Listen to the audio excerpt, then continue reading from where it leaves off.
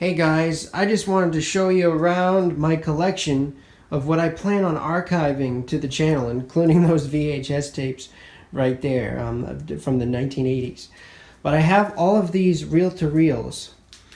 I have this dehumidifier set up right here to keep it in pristine condition that runs into the sink, which I have to clean out over there, the drain, whatever you want to call it. So I've got these reel-to-reels right here, and you're not going to believe this.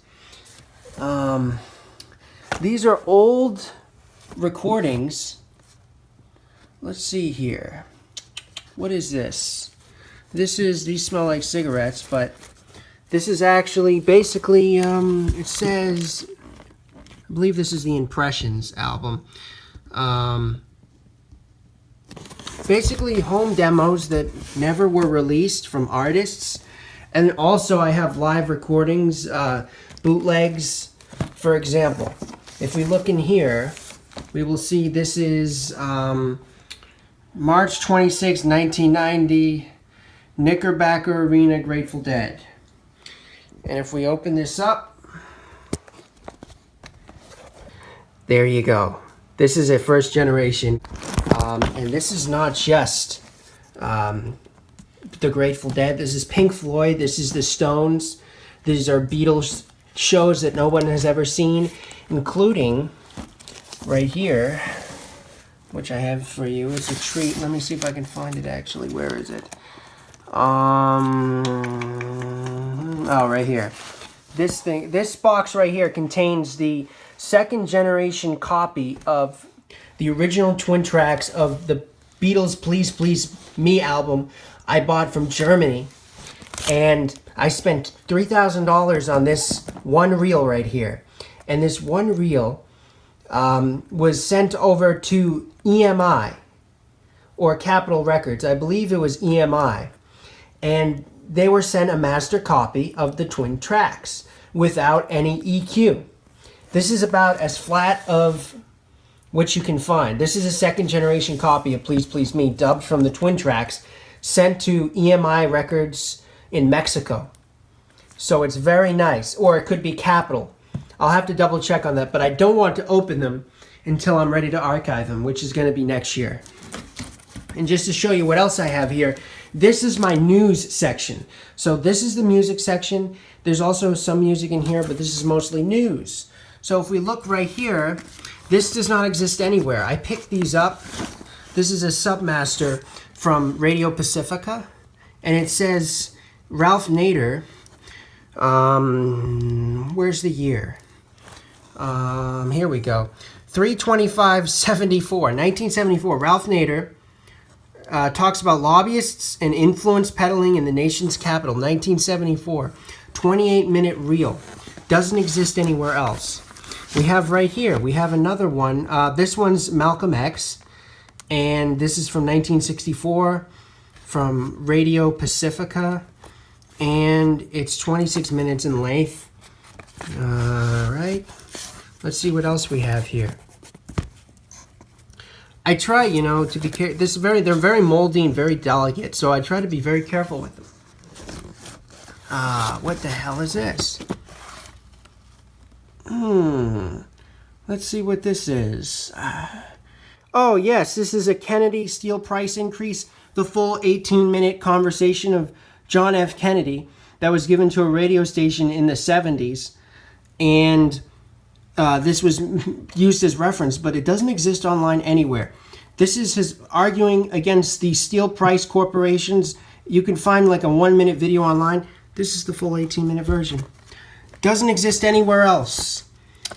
Unless the National Archives probably has it, but they haven't released it to the public. This is the Learning Tree Incident. So this is like a book, an author interview from the 70s. A lot of things. Let's see what else we have here.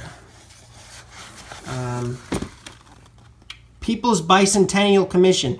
The full 28-minute reel. This happened under Nixon. I don't believe this is... here we go.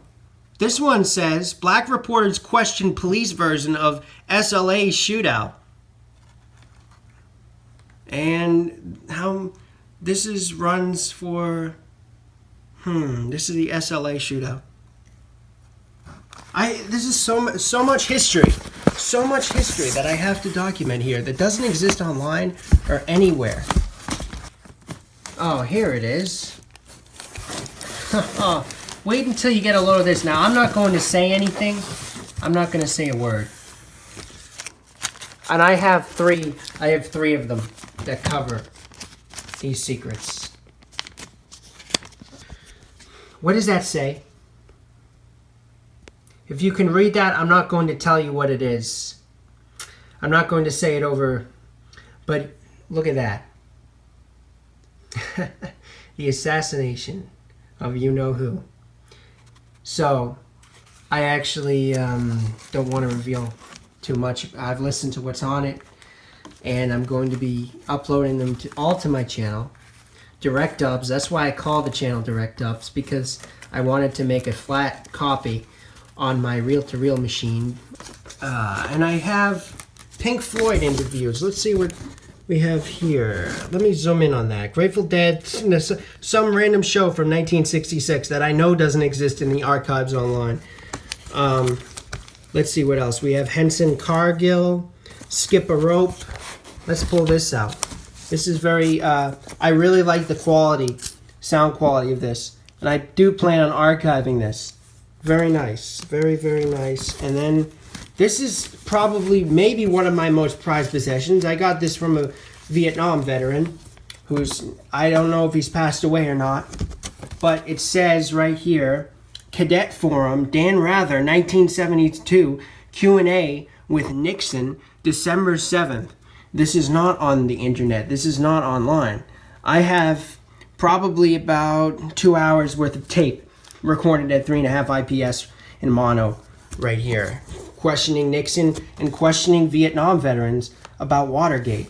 It was broadcast over the radio, and I'm very proud to own it. I'm very proud to save it.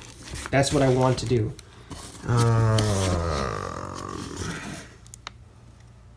Let's see. This is a real Pete Seeger radio bulletin. Songs that have appeared in the last 32 years. He sings songs of the Byrds, Woody Guthrie, and this took place, what year did this take place? 1982. Doesn't exist anywhere else. This is a show, New Riders of the Purple Sage. This is a show, full set, that took place in 1973 that I really want to archive, and I actually have both. This is the full set, the full show. So, I have so much. There's so much. Let's see what else. Let's see here. What else can I have? I have this rare, another Radio Pacifica, and you can find them on Wikipedia. I have to be very careful not to rip this. It says it's in stereo. AM 1363. 1975. I'm not going to show you all of them because I want to keep a few a secret for now. This is another one.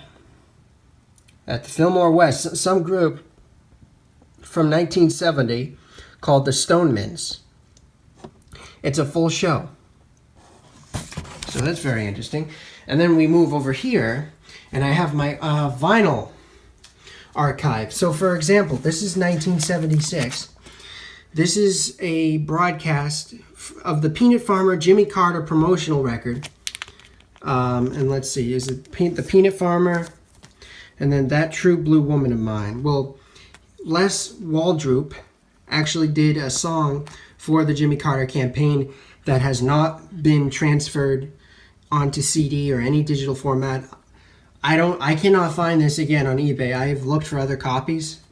I don't know how many are out there. Let's see what else we have here. We have the Shaw Brothers of New Hampshire. And this is very interesting because there's songs on here that I have not found online. If we look right here, we have Jimmy Carter and the Dallas County Green, Acetate. More songs by Jimmy Carter and the Dallas County Green that don't exist anywhere else.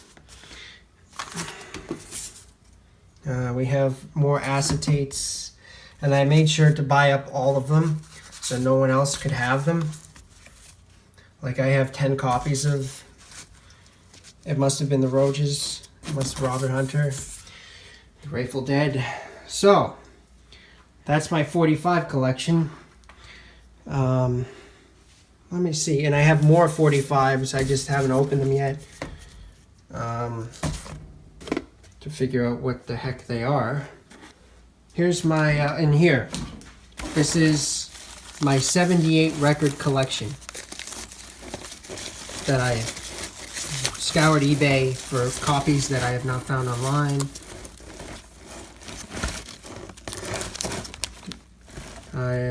I mean, there's so many great songs and music that I just need to archive. It's been sitting down here for 10 years.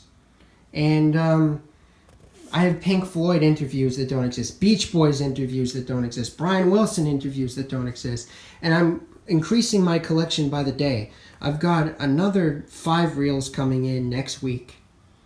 And then here is actually what I'm planning on doing, because you see those 78s over there, by the way, 78 RPMs. You need the correct equalization for the 78 RPM. So let me show you this before I go here. I know this video has gone on for a while.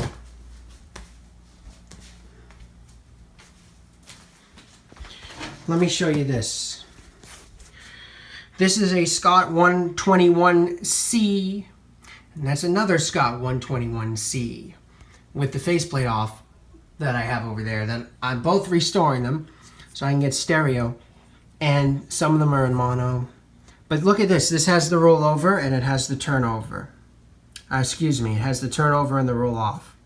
So you can get the exact EQ that you need on the vinyl records. And that is the record machine I am restoring. I have a plinth for it. It is a Lenco L72. I am upgrading the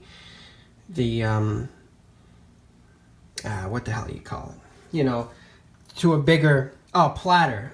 I actually have the L78 platter that I'm putting on the L72 and I have to upgrade the spindle there. That's about it though. There is just a lot of shit that I have to get to. And this is the computer I'm building to record everything on. Because right now I don't have a computer in my house. So that's about it. And I would estimate that I've probably spent on this collection alone, at this point, it has to be at least $5,000 on gathering all of this stuff up. That Beatles reel alone was $3,000.